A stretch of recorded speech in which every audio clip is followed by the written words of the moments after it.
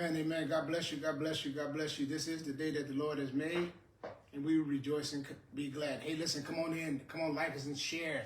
We have a wonderful symposium on tonight. We're talking about mental health in the African-American community. So, hey, listen, if you know someone who's struggling, you know someone who's having a difficult time, and this is for informational purposes only.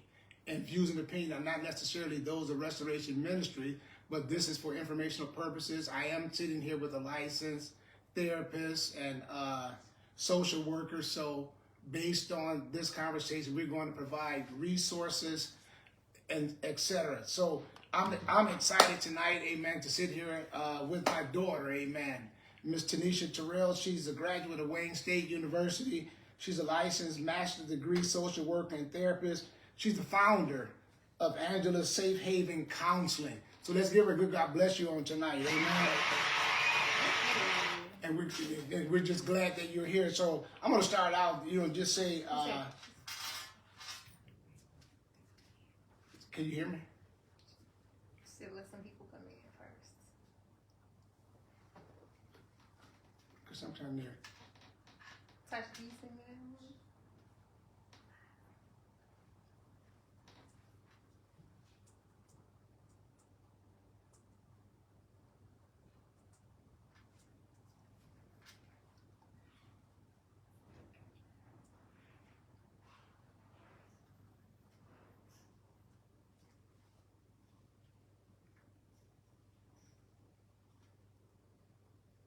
All right, we're live. We're live, and so we're going to allow some people to. We're going to just give it a minute and like us and share.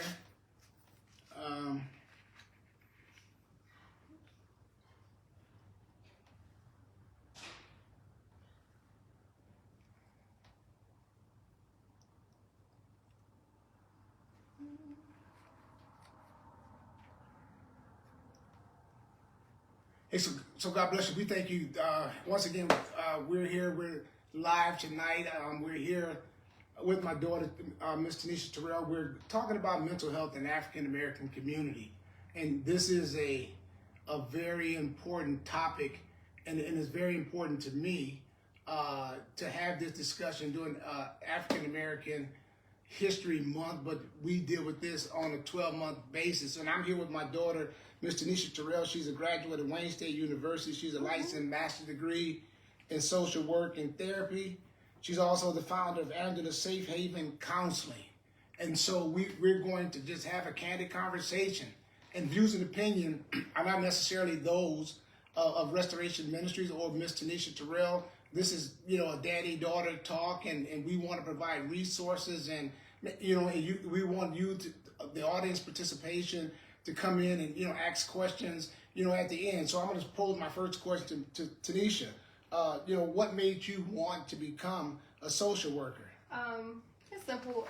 Well, the simple answer is I always wanted to help people, but to be honest, I was like in a really bad place in my life. I was experiencing financial stressors, emotional stressors. I was just stressing. And I explored a variety of mental health professionals, even individuals who look like me.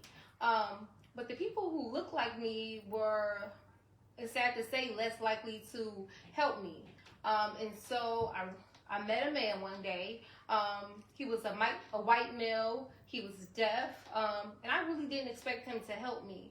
But Would you say he was deaf? He was deaf. And a therapist? And a therapist. Wow. And a social worker. Wow. A social worker who was deaf, a white male. And he did everything that I needed him to do. And he gave me all the resources that I needed. He encouraged me. I was down in a bad place. And the biggest thing is that he listened to me and my needs. And when I walked out of his office from that day forward, I told myself that I wanted to be there for people and see people how he saw me. And so that he changed my life, and for the better. And I appreciate him to this very day. And so, so when I think about, mental health in the Black community, I think that when you look at 11.2% of the African Americans don't have insurance, when you think about the Black teens, and it's important that we think about our children, the rate of suicide for black teens between the ages of 10 and 19 increased to 54% since 2019. And when you think about additionally, from 2007 to 2020, suicide between black youth jumped between 10 to 17%, which is alarming, 144%, and meaning that black males' suicide rate is 23% higher than girls. Black males are 23% higher than girls, which tells me that in a society that we have work to do. Yes, we So do. so when you think about, what is one of the misconceptions about mental health that you would like to debunk? Well, I think the biggest thing is that I would like to debunk is that spirituality alone is enough to address mental health needs. We know that God is good all the time, and all the time God is good, but we need more supports. I think additional supports would be beneficial. Also, people look at seeking services as like a sign of weakness, especially in our community. Like, you're looked down upon for seeking the help that you need, and that's not right. And I know growing up in church, especially a Pentecostal church, where we believe in being saved, sanctified, and filled with the Holy Ghost, and that with a mighty burning fire. But sometimes that mighty burning fire go out, and sometimes that mighty burning fire it kindles, and you need more. It's not that you distrust God. It's not that you don't believe God. I believe God can do anything. And people now, I hear people today, talk about mental health and it's a demon, it's a spirit, and so on and so forth. Well, everything is a spirit. That alcohol that people drink, it's a spirit. Those things, everything is a spirit. But in order for people to get help, you have to just kind of hone in and meet people where they are. Right. And so, whereas if I'm in church and I'm seeking God and trusting God, and yet I feel that I'm not getting better in certain areas of my life, certain areas of trauma and drama in my life, that I need to, it would be advisable for me to maybe seek additional help. What do you think about that? I mean, I think that that's great. And also, I feel like with African American males, it's this big misconception that they don't experience anxiety and depression symptoms, because there's so much societal pressures to be strong and to be head of the household that they don't seek the help that they need as well. Another thing is that, go ahead, did you want to say something? No, because when you think about, and being an African American male, we've taught to be tough. Little boys don't cry. Right. And so we spend a lifetime of suppressing our feelings. We spend a lifetime, just bottling up our feelings. We spend a lifetime, we clam up, we become clammish. Right. We don't talk. We internalize everything. And so until one day there's a breaking point. There's a breaking point, and when that breaking point, for some, it could be really bad. And then for others, it could be a point of, hey, listen, I got to talk to somebody. I got to find someone to get some of this pressure off of me, because I feel like I'm in a pressure cooker. Yeah, this, especially in our generation, I think the term that everyone uses, like, I'm about to crash out. We got a lot of crash outs out here right now. But that's okay, because you need someone to talk to. You don't have to crash out. We want to encourage people that, hey, before you get to that crash out moment, talk to someone. And it's okay to do that. And again, too, it's that famous saying that you always say, it's okay to not be okay. Hello. It's okay not to be okay. It's okay for a man to be vulnerable in a moment. Right. It's okay for a man to, just speaking from a male perspective, because I'm not a female, but from a male perspective, he has a spouse or a significant other in his life, to have that moment of vulnerability, that he can get that release. Right. Because you need that release sometime, because mental health is real. Anxiety and depression is real. And life, because as a male, as a black male, you deal with systemic issues, systemic racism. I can remember raising my children and working in corporate America and having to deal with systemic issues and systemic racism. It's not easy. It's not easy. And so I would come home sometime, mad as all get out, mad at, as all get out because of what I've gone through during the day, and couldn't really articulate it to your mom as to what I had gone through or the treatments that I had endured. And so you keep that bottled up for years after years after years till eventually, it overtakes you and it overcomes you. Right, because as a female, I want to be in my soft girl era. I'm tired of being strong. As a female, we're taught to be strong, hold it down. You got me? You got me, hold me down. A lot of females, I've heard that myself, you get tired of holding it down. You just want to live your soft girl era and live your life and be happy, but also have that additional support. We're tired of just taking on everything. That gets old sometimes. Being strong gets old. So, I totally understand that. And they say it takes a village to raise a child, but it also takes a village to help deal with, mental illness, to deal with, anxiety and different things that individuals, I learned just dealing with people, you have to meet individuals where they are. Yeah, sure. You have to meet individuals where you are, and there can't be any judgment. You can't judge an individual. You have to meet them where they are, and once you allow them that space, that vulnerable space, respect that space. Right. Put some respect on that space to know that I'm not good. Right. And I'm not good, and I may not be good tomorrow. Right. I may not be good the next day. I may not be good for some time, but you have to allow that person that latitude to be able to heal. You do. And so when I think about what are some of the other mistreatments that have shaped the Black community's views of health care? You said what are some of the Black, okay, so I'm going to say African Americans face persistent health disparities in healthcare and health outcomes.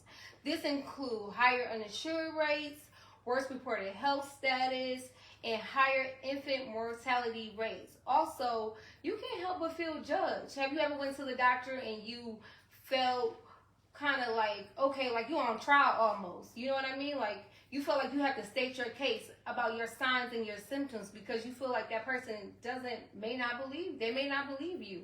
And I really feel like you shouldn't have to feel like that. You shouldn't have to feel like you're on trial just simply by going to the doctor. That's a very valid point, because I know when I get ready to see my internal medicine physician, I enrolled via the kiosk. I enroll from home. So, they have all these questions. How do you feel? Do you feel depressed? Do you feel lonely? Do you feel you have any suicidal ideations? Do you have this, that, and the other? And I'm like, no, I'm not going to answer any of these questions, because there's that distrust between the patient and the healthcare providers, especially as it relates to African Americans, because of the systemic racism and the what we have to endure, that we don't get the best treatment. Because I don't think that's a bad thing, though. Like you said, when you go to the doctor, I'm sorry, I didn't even No, go ahead. When they do like the risk assessment, do you have any suicidal thoughts and all that good stuff? I don't think that that's a bad thing, because smiling faces tell lies. Right. So it's a lot of people in our society today, they hide how they feel. They go to bed angry. They go to bed dealing with trauma. They're depressed, and they're looking out into the street, and they're not looking out just to look at the view. They're thinking about running in front of a car. So sometimes it's good to just put it out there. Hey, have you been thinking about harming yourself? Because some people don't get asked that question, and that could possibly save their lives. And true, and I agree. But I'm also thinking about the stigma that we have as a culture, as Black folk. It's the stigma that we have that if I put this down, then you're going to separate me from my children. If I put this down, because I don't know, I'm answering it through a kiosk, and I don't know whose hands this is going to fall into. And then more importantly, I work for this organization, and I don't want, my manager or someone saying, I got a nut, he can come in here, be a psycho gunman or whatever, so you have those things in your mind, because first of all, I have to trust the individual that I'm giving that information to. Well, that's a big one. I have to trust that the information that I'm giving that information to, and that you're going to take that information and use it for my good and not my evil. Right.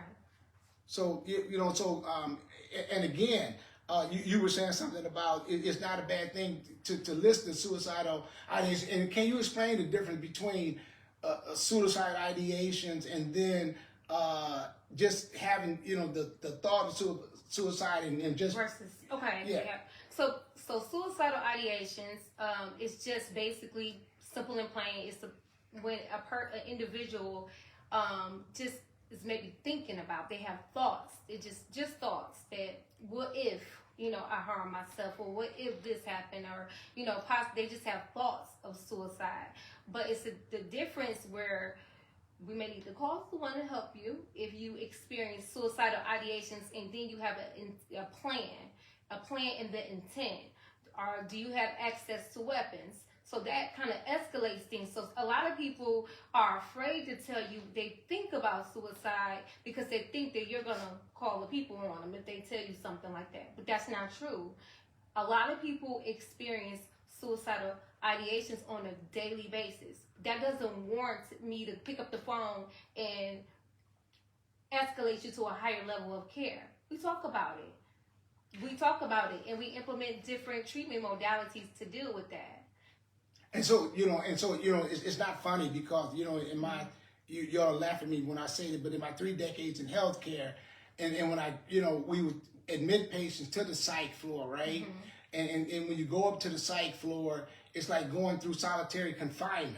Mm-hmm. And when you walk into that, they wouldn't really let you in because you had some runners, mm-hmm. you had some people that would that they had to watch, and to make sure they were in place. But you would look at those individuals, you was like, this not gonna be me. Mm-hmm. I'm not gonna ever be up here. I'm not coming up here. and so that's the mindset, that I think a lot of African Americans have, because they think that, that you're gonna be confined. Yeah. And they're gonna lock you up, and they're gonna pull you away from those who you love, because as the Bible says, you snare by the words of your mouth. And so we have to, and again, how do you dispel that rumor that if I do open up, like you said, there's a difference between ideations and an intent and a plan. When you have a plan and an intent to do something, when you have a plan, if you have a plan to do something, that changes things, right? If you have access to weapons, that changes things. But if you're having thoughts, then you will simply increase that person's support system. You will increase their sessions. You would definitely have that person possibly see a psychiatrist if that's what they want to do. And I will tell you, and I'll tell you, as an African American man, yeah, I would never, if I felt like that, I would never admit that to someone. Wow. Because and the reason why I say that, because at the end of the day, mm-hmm. It goes with stigma, right? Right. It goes with stigma that I will take to God. Right. That I will talk to God about. Yeah. But I'm not going to talk to, I feel personally myself that I wouldn't talk to a man because you figure that you have too much to lose. But we just said that you need Jesus and some extra support.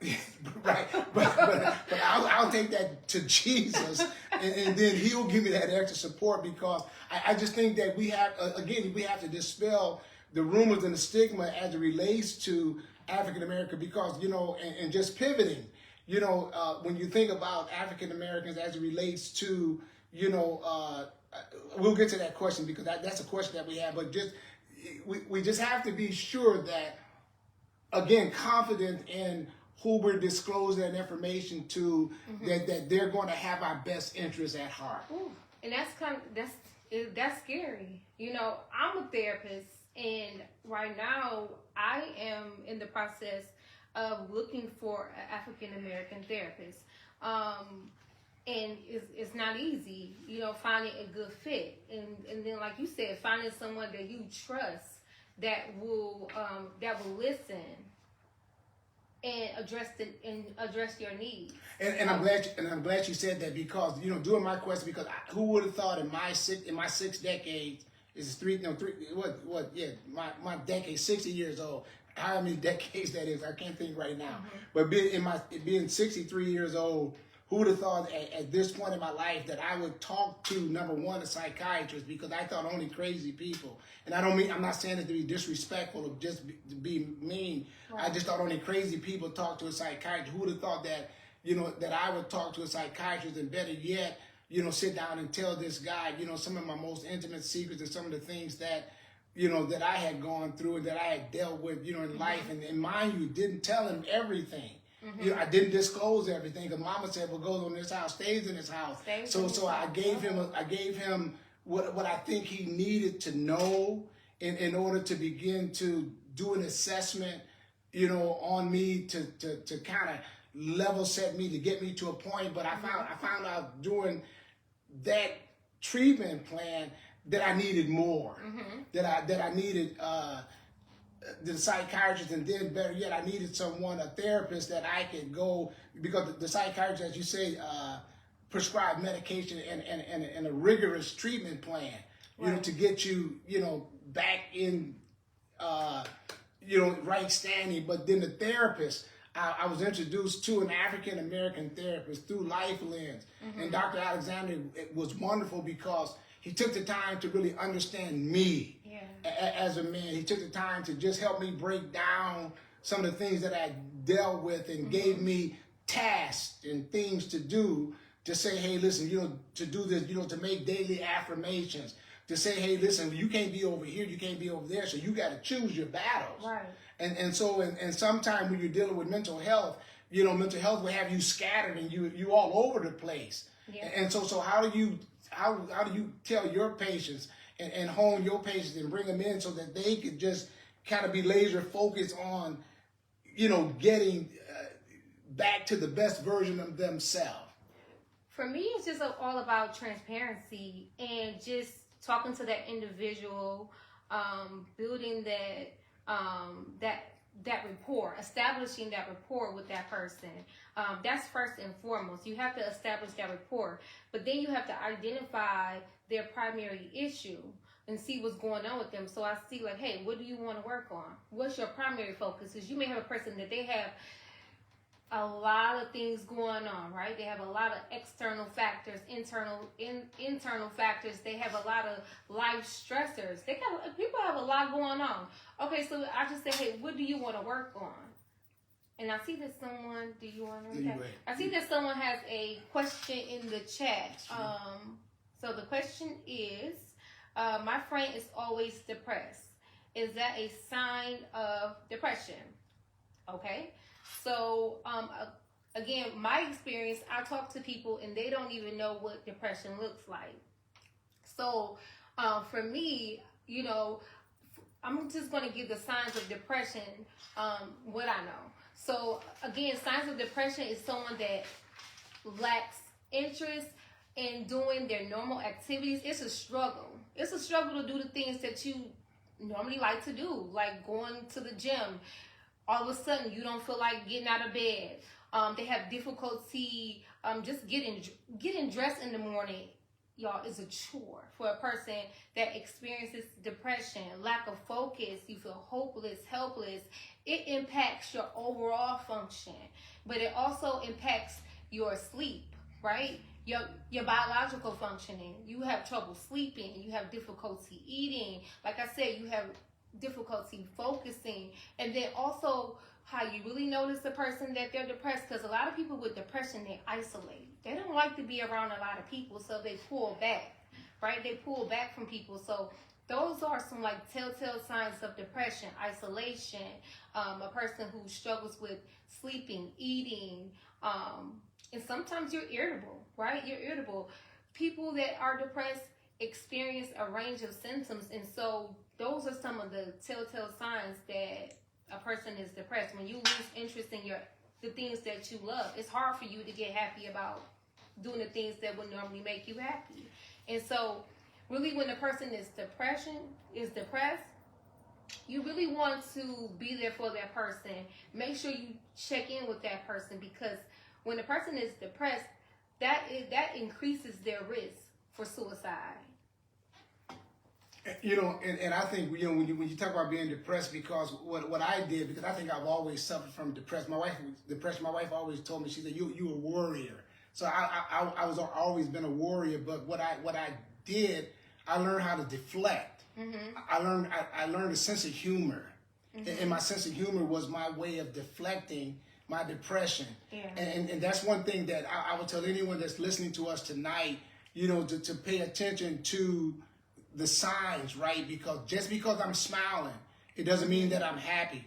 Just because I'm smiling, it doesn't mean that everything is great, because smiling faces tell lies. Right. You know, I was at, you know, when I lost my mom in 2022, you know, that was just what tanked me out. That was just it. You know, that was the straw to really bring the camel back. And so, you know, going to the psychiatrist, and talk, you know, I got to a point that I was just, you know, hey, listen, you know, when life happens, just being totally transparent, when life happens, it happens to all of us. And you have your daughters, and you have grandsons, and you have things that happen in life, and then, you know, being a pastor, you know, heavy is the head that wears the crown.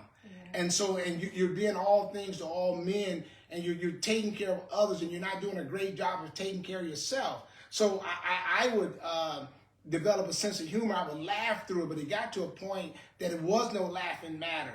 You know, so like TANESHA said that, you know, the people didn't, you know, they may not bathe and do all that. Well, I got accused when I went to my psychiatrist, and I was pissed off at him. I was so pissed at him that I did bathe. You know, that I did take a bath. You know, because I don't care how depressed I was, I'm gonna wash and be clean. And so, you know, I was angry at him because when I read my paperwork, and, you know, just some of the paperwork, and, you know, well, he came in and he's clean. So I asked him, I said, so was I supposed to, you know, come in battered and tattered, and because I am depressed, but it's been embedded in me to do certain things, so it doesn't make me less depressed because I clean myself up. It doesn't make me less depressed because I smile and do some of the things that I do, but I was broken, man. Right. You know, and I needed help, and so I needed to be fixed.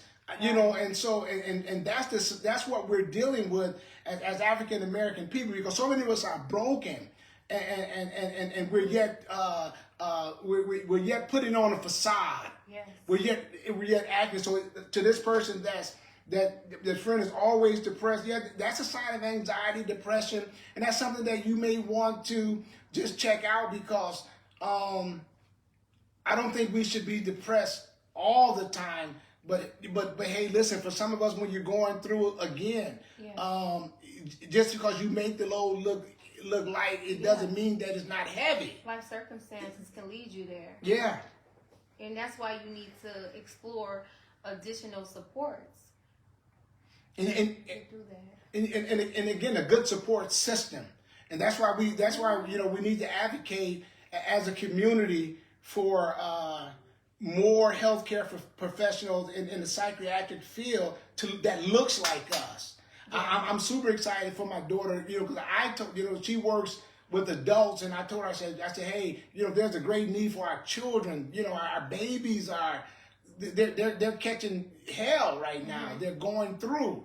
And so I said, there's a great need in the African American community, because we need to talk to someone, because everybody's angry. Yeah. Anger is a sign of trauma, right? Yeah. You know, so when you talk about anger, so anger is a sign of trauma, and you know, because I've seen people go from 0 to 1,000 in a minute, and that's not normal. Can you talk about that? People going 0 to 100. Yeah, that's something that we all work on a daily basis, because I mean, some people can make you go there, right? But learning how to cope with those things, right. And that's something that, like, when I was growing up, I didn't have a lot of coping skills. I didn't know anything about being triggered. I didn't know any of those things, right? That's something that I learned as I got older. But learning some coping skills to deal with what you're going through, we need that in life, because I'm telling you, people will try you on a daily basis, and being able to go into your tool bag, and instead of pulling out a pow, but just pulling out a, you know, like a daily affirmation, or going into a meditation, practicing some grounding techniques, also maybe using exercising, yoga, doing whatever you need to do to kumbaya. because think about the climate that we're in the world, the political climate. You know, and the world is racially charged at this moment, right? We're all going through things at this moment, and it's tough. We all need some positive coping skills to cope with life right now. And sometimes it's easy to go back into those maladaptive coping skills where I'll just fix me some wine, you know, and get through whatever I'm going through, or whatever you use to cope with life. We utilize that, but that doesn't help us. She said wine, but she really mean communion. Yeah, but I'm just saying, no, I'm just saying, right. Because I'm just being honest. Like, you hear that? Hey, I gotta pick me up something because like my nerves are bad, so I gotta get me some wine to like deal with my stress. And I'm saying that those are, when I say maladaptives, those are the bad coping skills. Yeah. And so, because what we don't know is that when you drink, that increases your depression. That increases your depression. It doesn't. Drinking alcohol is a depressant. So some people don't know that. And so when you ever see someone drink, alcohol is a depressant. So when you see someone drink and you're like, man, this person, like, they don't turn up when they drink. They just get, like, they get worse when they drink. That's why. It doesn't make it better. It makes it worse. So if you're already depressed, you're going to be depressed-er. And I know that's not a word, but you're going to be more your depression increases with alcohol. And that's a good point she made, because prior to 1987, I outsourced my pain. I went hard in the pain. I went so hard in the pain. I went hard, because, being a teenage father, I wanted to be a doctor. I wanted to be what my daughter is today. I wanted to be a social worker. First, I had an idea. I wanted to be an OBGYN. And then I pivoted. Then I wanted to be a social worker. And when life began to life and life didn't align, the stars didn't align the way that, that I thought they would go, I started outsourcing my pain to drugs. And thought that the drugs would numb my pain, but it only masked my pain. It only made my pain worse. And so for all those years, I carried those pains, I carried those traumas, I carried those dramas, until I got old, because, again, who do you talk to? Right. Who do you talk to? Because many of us don't have any close confidants. Many of us, because I've always been a private person. So when you say that a person who's suffering from depression, they stay by themselves, I had one, best friend in high school forever. I didn't hang out with nobody. Home is where the heart is. Home is where I hung out. So I stayed at home and I got high. I did my thing. I outsourced my pain, but man, I was hurting. Right. I was hurting. I was going through and being a teenage father, being, trying to figure life out. Like, who do you talk to? Right. Have you ever talked to someone about your trauma and they tried to like top yours? Our trauma, your trauma. Oh yeah, double trauma. It's like, and as a woman, my experience dealing with miscarriage, and I remember that was one of the lowest moments of my life. And leaning on my sisters, being vulnerable and talking about the situation that I was going through. And the most common reaction that I heard was, I've experienced that, so-and-so had 3 and 4 miscarriages, and this person had this going on, and and it's just like no one in that moment said, hey, you know what? I'm sorry that happened to you. How can I support you in this moment? Tell me, how can I support you? Not one.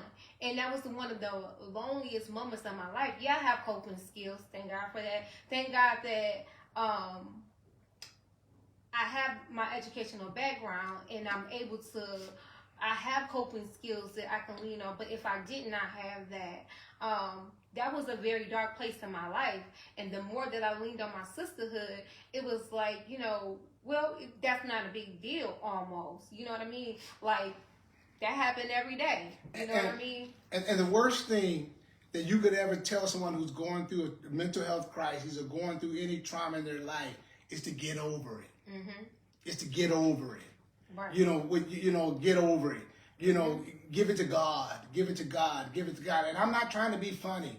Because we cast our cares upon God and He does care for us. Yeah. But come on, keep it real, because we're human. We're in this world. Mm-hmm. We're fallible human beings. Mm-hmm. You know, and so and you don't know when someone's going through trauma and mental anxiety and those things. You know, I'm a person that many people don't know. Some people don't know. I don't like a lot of noise. I don't like to see people get whooped because we got whooped when I was growing up. Even though she got whooped as well, you know. But I don't like a lot of noise. And at a certain point, I have to find a place of calmness. I have to find a place of stillness because that triggers my anxiety. There's certain pictures or movies that I won't watch because it triggers my anxiety. And no, I'm not crazy. I'm not crazy by a long shot, but you have to, and we talk about you have to know your triggers, right?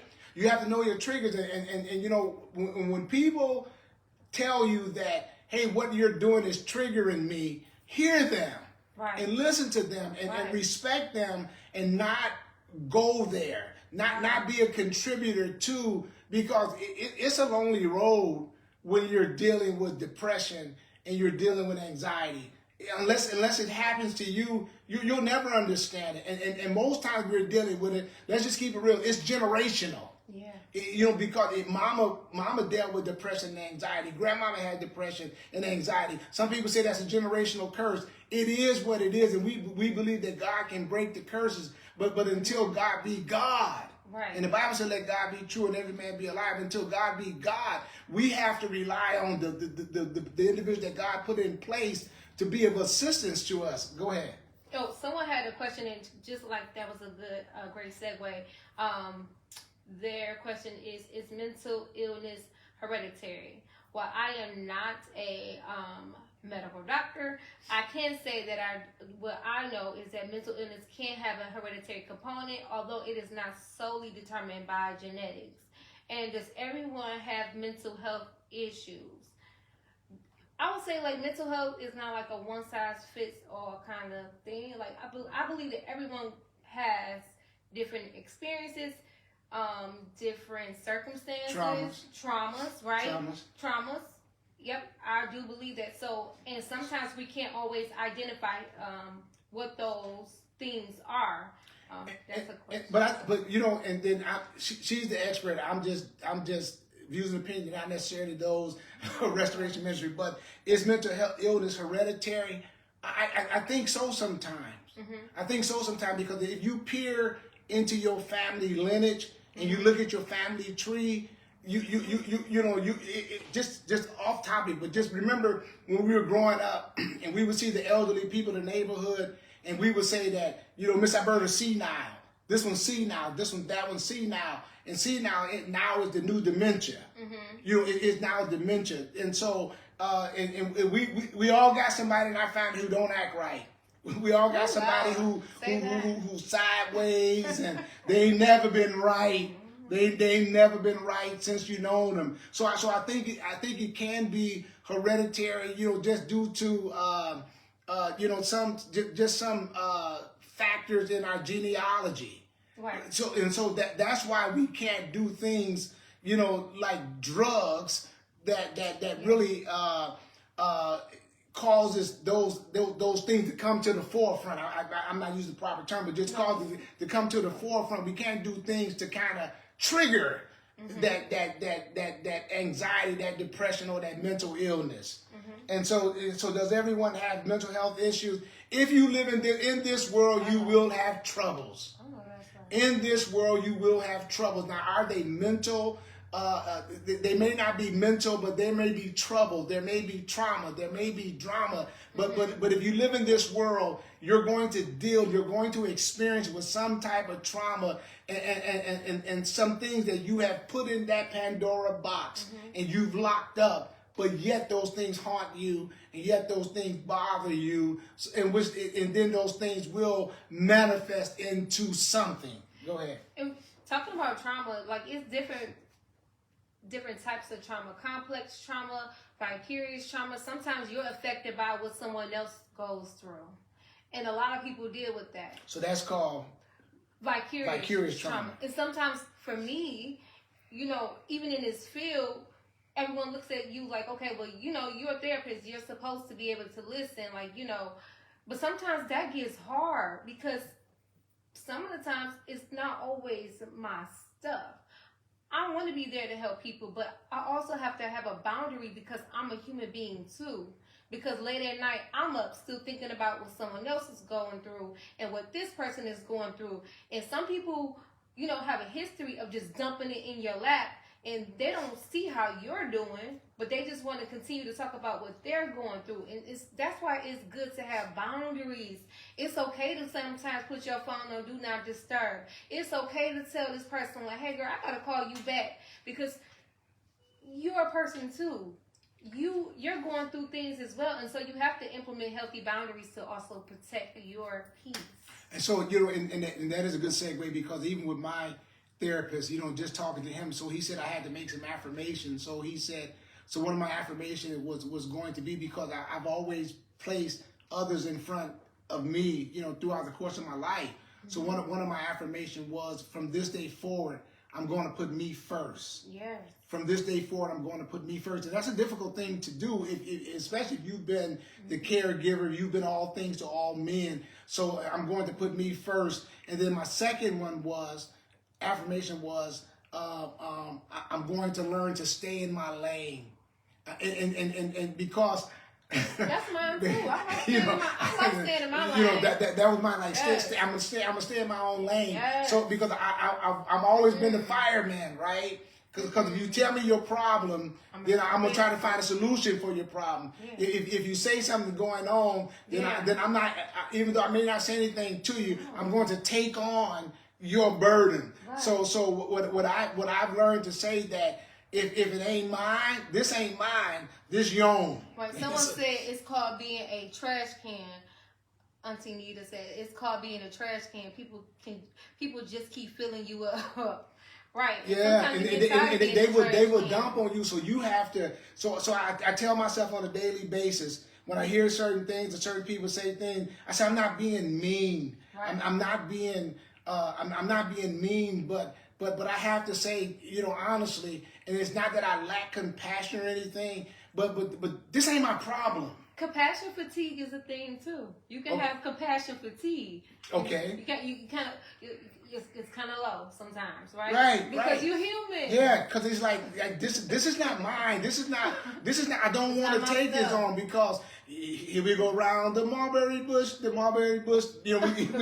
going in circles, right. and this isn't mine, because if I don't draw that line, then it's going to trigger my anxiety. It's going to trigger my depression. Then I'm going to be worried about you and caring about you more than you caring about yourself. Right. Sister Shay says, I'm going to mind the business that pays me.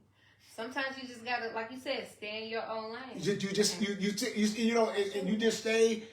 stay in your lane, and just learn how to. I'm going to stay in my lane. And so if it don't affect me and my family directly, then I'm not going to worry about that. Right. Because I have a ministry. You care and you love those individuals too, and you love everybody around you. But then you have to get to a point that you got to have self-love. Mm-hmm. You got to love you. Yeah. Because people will take you and chip you apart and take every part of you. And then when you're done and when it's your hour of need, they're not there for you. They gotta call you back. Yeah, they're not there for you. And mental health is important. And if you take anything away from this, I'm not the expert, but we have to learn as a people to listen with our ears and listen with our eyes. Mm-hmm. What you see sometimes is more important than what someone says. Yeah. What you see sometimes is more important than what they say. Learn the body language of your children, because body language says a lot. Mm-hmm. It says a lot. It says more, because I think that during my journey, during the course of my life, I dropped nuggets and said certain things, and nobody picked them up. No one really picked them up, and maybe people had side. I don't care if you call me crazy. I've been crazy. I say when I bump my head on the snow, that's my first instance of having issues. I don't care if anyone called me crazy or looked down on me. I had to get to a point that I needed more. I needed help. you know, and I needed to really talk to someone to unload, right? To unload. Was it successful? To a point. To a point, and then Tanesha and I will talk about that. It was helpful to a point. But you didn't say. I'm not trying to interrupt you. No, but go ahead. How did that make you? You skipped over the part where you kind of went into like, how did that make you feel? Because you said that you dropped nuggets. Like, obviously, you were looking for someone to pick up. When you were laying down, you wanted some help, right? You wanted someone to be there for you. So. Just being real, like, how did that feel when no one picked up? It's a lonely place. When you were laying down. It's a very lonely place. It's a very, because I get teary-eyed, because you're thinking that the people around you know you. You're thinking that those who you've invested in, you know, all your life, and you did this, that, and the other, that they can see that you're not at your best. That you're not the best version of yourself, even though you're trying to pretend and you're going on doing what you're doing, but you're not your best, and you're telling people, say, hey, listen, I'm not good, and you know I'm falling, and I can't get up, and can you throw me a lifeline? Can you help a brother out? And people are busy, and people are sometimes selfish. And self-centered and self-concerned, it's all about them. And many times that's where you go back to where Sister Tanesha said that, where people just decide to say, you know what, I ain't talking no more. I'm done. I'm throwing in the towel. But you didn't answer the question. What was that? She said I didn't answer the question. No. How did that make you feel? It made me feel horrible. I said it really made me feel horrible. It made me feel, just really, insignificant, because, I'm reaching out. I'm at my wit's end, and even though I'm smiling, even though I'm laughing, hey, I need help. Right. I need help. I don't need money in this instance. I don't need clothes in this instance. I don't need food in this instance. Right. I just need somebody to listen. Right. So obviously, I didn't pick up on that nugget either. So, I want to know, how can I support you when you are having a difficult time? Like, what can I do to help you? And that's a very good question, because I'm the person that always helping and always decline help. So how can I help you? and decline help. I think that just being there in that moment. Okay. It just being there in the moment. Because I'm not a very needy person.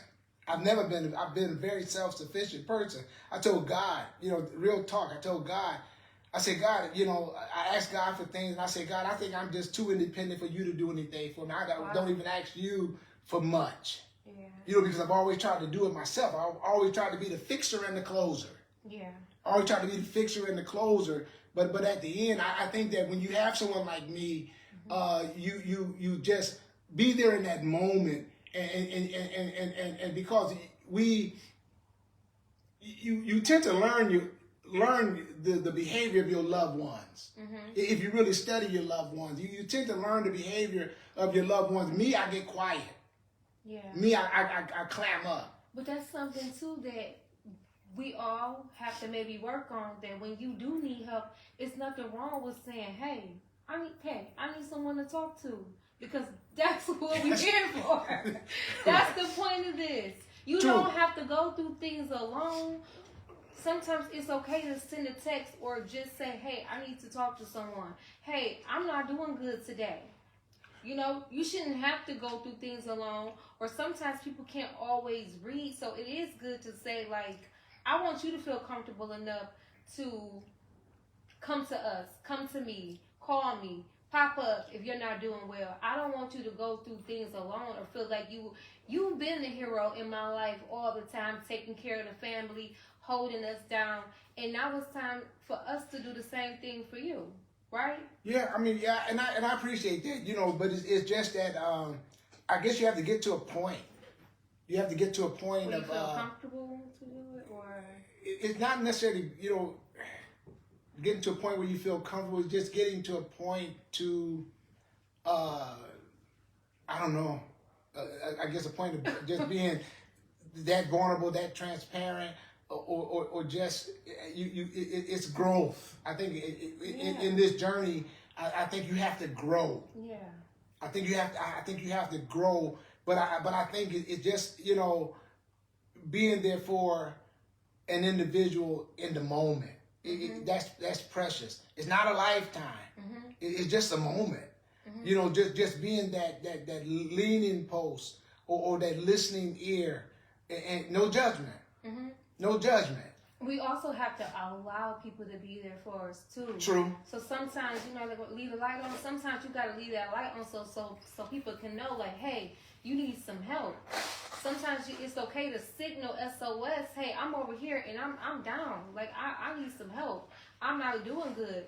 We want you. Someone said use your words. Sometimes my Uncle Jerome said the circle should know when you're not good. They should know, but guess what? Sometimes the circle is going through it just like you. And so nothing's wrong with saying, hey, my brother, I need you to pray for me today. Hey, using your words. Hey, I'm not doing good. You know what? And you can create a code. Hey, if I ever text you or I call you after midnight, you know that I'm really going through something because I would never do that. Y'all know. Y'all know if I call you after midnight, I'm just giving like a code. Having like a, you know, like a code, or, you know, being able to just use your words. Because if a woman just said, and I'm not trying to make this you know, male versus female type of thing, but if a woman just said, well, you should be able to read my mind when I'm going through something. Y'all will call us crazy. Well, you got to let me know what's going on with you. I'm not a mind reader. But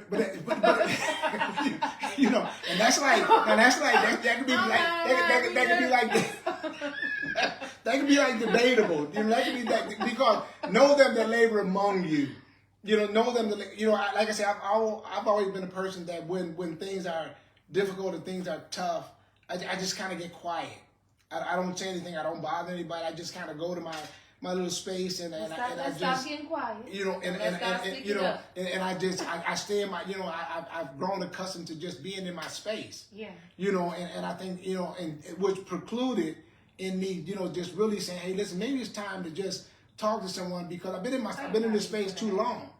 I am proud of you for that. I've been in this space too long, because I never thought that I would go. You know, because I said, can I just be totally transparent? I said, I'm not going to go and sit and talk to some white man and sit there, lay on the couch and cry like a girl and tell him all my business and so on and so forth. But I had to make a decision that, you know, that I needed clarity in thought, and that I wanted to come out of the funk that I was in. Yeah, we're tired. Because depression would have you at the bottom of the barrel. The bottom. You know, and depression and anxiety would have you at the bottom of the barrel, and you don't see the sunshine on a good day. You know, you know, because I told my doctor, and you're a therapist, and you can talk about this more. I told my doctor, I said when I sit home, I said my mind is just, it never stops racing. It never stops. My mind is always, I'm always someplace else. Yeah. I'm never in the moment. Yeah. I sit here today, and my brother tell me, he said, Tyrone, where you at? He said, he'll say, where you at? Because my wife will even tell me, I have my phone, I had a TV, I have this, because I'm never really in the moment. Yeah. And that's just because that's just how it's just constantly racing, and you know, and they've tried to prescribe medications to make the mind stop racing, and boy, you don't want to. That's a whole nother story for a whole nother day. But it's just it's just about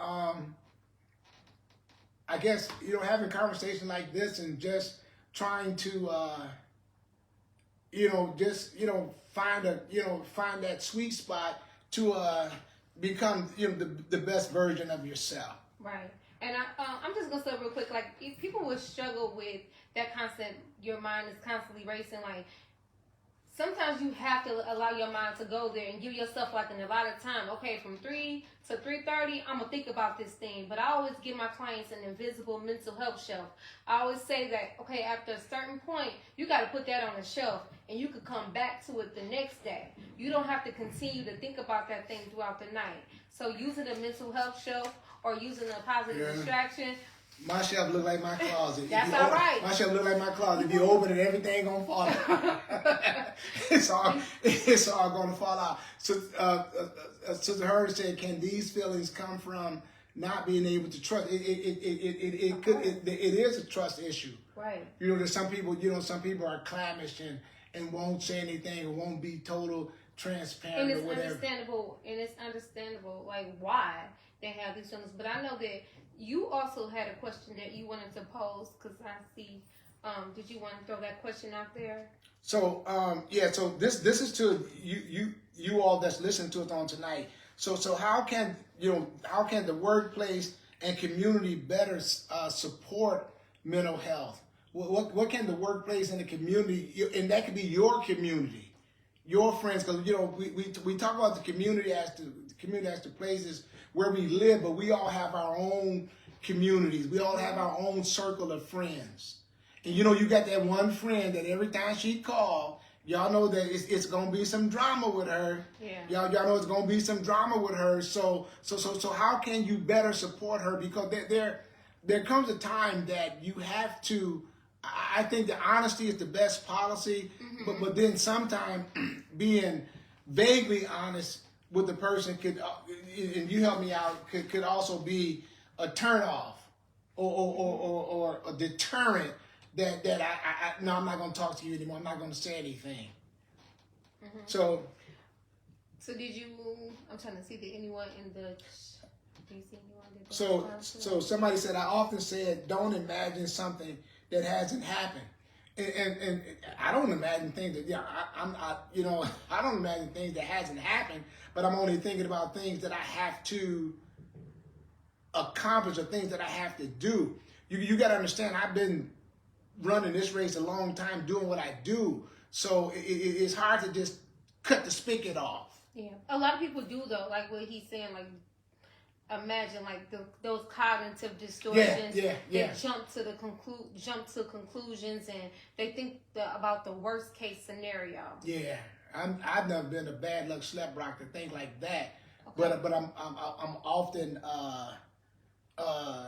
just always trying to figure something out. Anybody online know what I'm talking about? Auntie Zena said, create a safe space to talk about what it is. Educate yourself about warning signs, and I think that's a great point. Educating yourself about the warning signs. What did Norma say? Allow a special time like they do with a lunch break. Okay, allow a special time like they do with a lunch break, or like a space and time to vent. So you know what? So what I do? Also, like if I get into one of those funks, you know what I start doing, y'all? If I get into one of those funks and just kind of get tired of just sitting around, because I'm not used to sitting around being retired. Now that's a whole different story for me. But I'll get up. I'll cook. I'll start cooking and trying to make meals, and I'll cook dinner or do something to kind of occupy my mind. And I'll give a shout out to every lady that's on the line. Cooking ain't no easy cooking ain't no easy thing, but it kind of takes you out of that funk. It kind of takes you out of that place, and it refocuses you on the dish that you're preparing and the things that you're trying to do. So I try to put little things in place, trying to they call it like practicing mindfulness, being in the moment. Yeah. Brandon said, keeping a schedule, writing down your tasks at the end of the day helps with keeping the mind calm, and you more organized and control mentally. Shay said, I don't think it should be family. I believe it could be a support group within the mental health network, which is cool, which is very true. Auntie Zena said, a peace lounge. I got you, Brandon. Auntie Nita said it's a distraction. I guess she was kind of like piggybacking off of what you said. Like it's a healthy distraction. It's a healthy distraction. Give you something to do, because if you've been running at at 1,000 miles for all your life, and you going to meet deadlines, and you got meetings here and meetings there, and do this and do this and do that, and you dealing with juggling all the other things that you juggle in life. It becomes it's difficult. Right. It becomes difficult. My wife, when she comes home now, and she talks about some of the things that she deal with, in her profession, it's almost triggering to me, because I remember those days. I remember those days of being marginalized and being played, and people, putting, demands on you for this, that, and the other. I remember those days, and those things, they are triggering, because I'm like, let me shut up. I don't work anymore. Let me just I put the car in reverse, y'all, and I get back in my lane. I put the car in reverse, and I get back in my lane, and I think that's the key to healing, is just what I'm trying to say, finding out where you are, and then just trying to climb out of that place to find that happy place. Find some healthy distractions. To find some healthy distraction, trying to find that healthy place. Just don't be cooking with Kai. You just go ahead. I'm gonna let you close. But we do hope that, because as I said, because even when you think, again, as I said, for our babies, we talk about that black males, the suicide rate is 23 times higher than black girls, black young ladies, and the adolescent girls' suicide rates increased by 71% between 2009 and 2021. So that rate amongst our young people checking out, and we never heard this before, coming up. And there's all type of reasons, bullying and so forth and so on. But we've never heard of young people just giving up on life and not wanting to live. But we have to address those things, right? And so we want to, even tonight before we close, we want to just give you some resources, give you some resources that where you can call, that you can speak to someone, that you can talk to someone, and find you someone, find you a safe place. Right. Jennifer Hudson said, she had the little song on her show, a happy place. Find you that happy place. Find you that happy. Everyone's not a talker. Everyone's not a talker that will tell everything that's going on with them, but know the signs. Know the signs, and those signs. I just want to just say, a quick resource is the 988. It's the crisis hotline, 24/7. You can call, contact. It doesn't have to be whatever your crisis is, because it varies based on the individual, right? So whatever you're going through, you can always call this hotline to talk to someone. I'm available. I know I'm family. If you don't feel comfortable just talking to me, I can connect you with the resource. And I'm praying this time next year, I'm speaking this into existence, that Angela's Safe Haven Counseling can help people that look like us, can provide education, resources, can put some girls and boys in college, and could really add to our community, because that's my goal, to help us, to bring it back to us, because we need the help. We need education. We need resources. We need some scholarships, right? We need all of those things. And so I really want to help my community, and I appreciate you guys. And we thank you. And again, like I say, I'm godly proud of my daughter, because she's charting that course that I wanted to. I told her I wanted to be a social worker, because I remember going down to the welfare office with my mom, growing up, and those social workers on Mack and Connor, they were the worst. They were the worst in the world. They would make you sit there 8 hours just to give them the monthly report. And I said I wanted to be a social worker because I wanted to make a change in people. I want to treat people like people. Because love covers a multitude of fault. And if you take anything that we see out of here tonight, love covers a multitude of fault. Stop calling them crazy. Stop calling them ignorant. Stop calling them dumb. And just, sometimes people just need love. They just need you to tell them, hey, listen, I love you. I'm here for you. I feel you. I got you. Don't worry. Be happy. And you don't have to go through whatever you're going through alone. You're if not you need alone. to talk to someone, reach out to someone, find a mental health professional, talk to someone. We want to normalize getting the help that we need. Our black men need help. Our black females, we need help. We want to live our soft girl era. We want to be happy and healthy. So please get the help that you need by any means necessary. You are worth it. Your life is worth it, and we appreciate you. And so, and with that said, we thank you all for joining us tonight. Thank you for watching it and we engaging. Think that we've helped you. That's our whole intent. That's our whole intent. I'm always transparent. I don't mind telling people where God has brought me from. Because He brought me from a mighty long way off. And I'm not what I used to be, and definitely not exactly where I ought to be at this moment. But I'm on a road to recovery. Amen. Mm-hmm. I'm on a road to healing, and don't knock me off my horse. Mm-hmm. Just let me ride, amen. Yep. Just let me ride, and we walk by faith and not by sight. And just know that we love you, and we're here for you. Yep, and I'm going to give you that number again. It is you can call or text or chat 988. Again, the number is 988. It is a suicide and crisis line, so it's for both. But it's a 24/7 resource. If you need additional resources, please reach out to me. I know resources vary by county, so if you need additional resources, I can provide that. Just send me a message, and I can get that to you. And by all means, shameless plug. Like again, my daughter, here she's she's the founder of Angela Safe Haven. And if you know someone.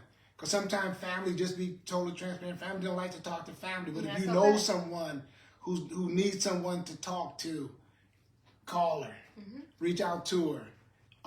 And again, whatever she's talked to, I don't want to know what people are going through. I got enough of my own. Mm-hmm. I got enough that I carry, so I don't want to know what you're going through. I just pray you through. So God bless y'all. Hey, we love y'all. So we're going to let you go and have a blessed evening. And if this session has blessed your life and has done something for you, just say, hey, listen, put in the chat, hey, say, let's do it again. And we'll do it again. God bless you until we meet again. Take care.